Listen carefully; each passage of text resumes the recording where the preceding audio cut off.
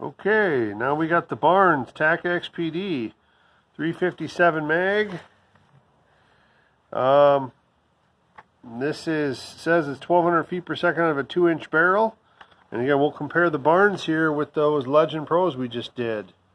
Very similar looking round, but again, this is a 357 versus the 38 there. So you can see the difference in the height of the rounds here. This is the Legend Pro on the left and the Barnes on the right. So again, 38 had really good expansion but not good penetration. We'll check the Barnes here.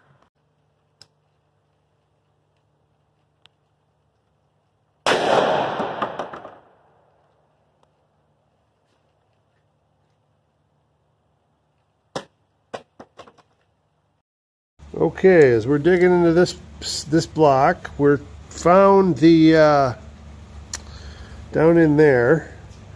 That is the Barnes TAC-XPD round, and that is right at,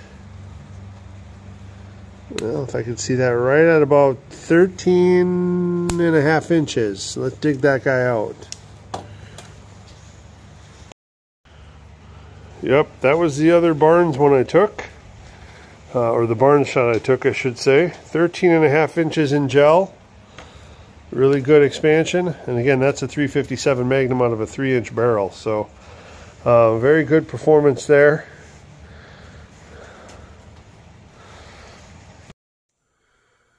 Okay, back from the range again. As you saw, this time we tested in a 3-inch Taurus, the Barnes TAC-XPD in 357 Magnum. The box right on there, it says 1,200 feet per second out of a 2-inch barrel is what they claim. And it's got this nifty little hologram on the box here that shows what the bullet is supposed to do. It's supposed to go from that to that to that. And with Barnes, in the solid copper hollow points, it usually does as it says. These Browns, through every caliber I've tested them in, do just what they say they're going to do. They get just past that 12-inch minimum. They expand. They do it consistently. The only knock I have on Barnes bullets is that they're pricey, but they perform. This round made it to 13.5 inches in the gel. As you can see, there's still a little denim and cloth stuck in the middle there, but expanded fully. Did just what we want it to do. As far as weight, again, this is 125 grain, which is, I guess, lightweight, or at least on the low end of your typical 357 weights. Normally it's 125 is kind of your lightweight. 158 is your medium weight, and then they kind of go up from there. I've seen 180, I've seen 200 grain hard casts, etc. But usually it's 125 or 158 are the most common weights. And this one, again, 126. I mean, with that cloth and whatnot in there. But again, no weight loss. There's usually no weight loss on these solid copper hollow points.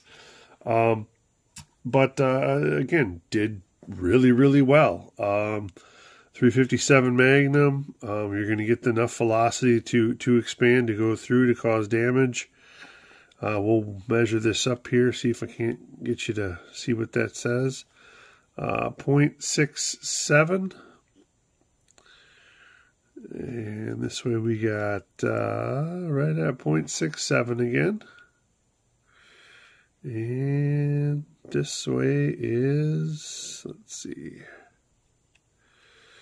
this one's a little narrower. This one is 0.64, it looks like. So again, really, really good expansion. This is a case, again, nickel case. Here's what the, if I can get it to focus here. There's a head stamp, pretty simple. There's that black coated hollow point, big cavity. And yeah, I guess with Barnes, I guess consistency. 9mm does well. I've done well with 40 cals before. The 357 does really well, as you can see. Yeah, I no complaints here. Again, probably one of the better performers. Always very consistent. The only thing with me is I like inexpensive rounds, and these rounds for a box of 20, I think I paid $26, something like that. So $1.30 a round. It's kind of pricey. And with 357, of course, you got a little more kick than you do with a 38, but perform really, really well. Very, very pleased with this round, and have no qualms whatsoever about carrying this as a concealed carry or open carry option. As far as for wild game, like if you were going to carry a 357 out in bear country or what have you, I think there'd be better options for that type of use. But for defensive purposes or personal threat issues, this is probably one of your better choices. Again, very consistent, really good penetration, really good expansion, a lot of energy transfer. Yeah, I can't knock this whatsoever. So yeah, good choice, good performer, good purchase. I'm glad I bought it. Stay tuned. I know there's more planned. I think I've got some new ammo coming in, and plus I've still got a lot sitting in the safe that I'd like to get to at some point. So stay tuned for the next trip to the range and for other items coming up. Again, comment below if you want to see anything in particular, or see me test any particular calibers or any particular rounds.